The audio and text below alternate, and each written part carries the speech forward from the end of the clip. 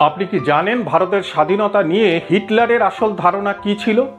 অনেকেই ভাবেন ভারতের একজন বন্ধু ছিলেন বলে হিটলার হয়তো নেতাজি সুভাষচন্দ্র বসুকে সাহায্য করেন, ভাবেন শত্রুর শত্রু আমার বন্ধু। কিন্তু তার নিজের লেখা আত্মজীবনী মাইন কাম্ফে লেখা সত্যিটা জানলে আপনি চমকে যাবেন। চলুন আজ সেই সত্যিটা জেনে নেওয়া যাক। হিটলার ভারতের স্বাধীনতা চাননি, বরং তিনি ব্রিটিশদের ভারতে শাসন করাকে দারুণভাবে প্রশংসা করতেন। মাইন কাম্ফে তিনি পরিষ্কার লিখছেন যে ব্রিটিশরা যেভাবে লক্ষ লক্ষ ভারতীয়কে মুষ্টিমেয় কিছু লোক দিয়ে শাসন করছে সেটা একটা অসাধারণ উদাহরণ। তিনি এটাকে আর্য জাতির শ্রেষ্ঠত্বের প্রমাণ হিসেবে দেখতেন। হিটলারের স্বপ্ন ছিল পূর্ব ইউরোপে জার্মানির সাম্রাজ্য তৈরি করা, যাকে তিনি বলতেন লেভেনস্ট্রম। আর এই স্বপ্নের মডেল ছিল ব্রিটিশদের ভারত শাসন। তার কাছে ভারতীয়রা ছিল এক নিকৃষ্ট জাতি, ইনফিরিয়র রেস, যাদের শাসন করাই স্বাভাবিক।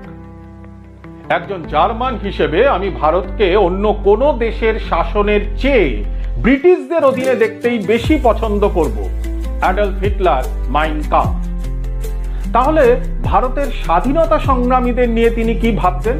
মহাত্মা গান্ধীর অহিংসা নীতিকে হিটলার দুর্বলতা আর কাপুরুষতা বলে মনে করতেন। শোনা যায় তিনি একবার ব্রিটিশদের পরামর্শ দিয়েছিলেন যে কংগ্রেসকে দমাতে হলে আগে গান্ধীকে গুলি করা উচিত। এবার আসা যাক নেতাজির কথায়। নেতাজি গিয়েছিলেন সাহায্য চাইতে, কিন্তু হিটলারের উদ্দেশ্য ছিল কি সম্পূর্ণ ভিন্ন। হিটলারের কাছে নেতাজি ছিলেন ব্রিটিশদের বিরুদ্ধে প্রচার চালানোর এবং তাদের বিপদে ফেলার একটা ঘুঁটি মাত্র। 1942 সালে যখন নেতাজির সাথে হিটলারের দেখা হয়, সেই মিটিং ছিল অত্যন্ত হতাশাজনক। হিটলার নেতাজিকে সাফ জানিয়ে দেন যে ভারত আক্রমণ করা জার্মানির পক্ষে অসম্ভব এবং ভারতের স্বাধীনতা পাওয়ার জন্য আরো 150 বছর অপেক্ষা করা উচিত।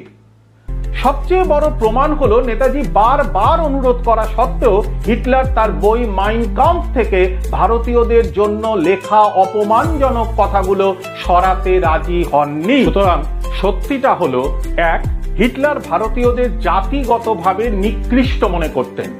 দুই, তিনি ব্রিটিশ সাম্রাজ্যের ভক্ত ছিলেন এবং চাইতেন ভারত পরাধীনই থাকুক। তিন, নেতাজিকে সাহায্য করার তার প্রস্তাব ছিল শুধুমাত্র নিজের স্বার্থে, ভারতের স্বাধীনতার জন্য নয়। ইতিহাসের এই কঠিন সত্যিটা আমাদের মনে করিয়ে দেয় যে একনায়কতন্ত্র এবং বর্ণবাদী বিচারধারা কখনো কোনো জাতির মুক্তির বন্ধু হতে পারে না।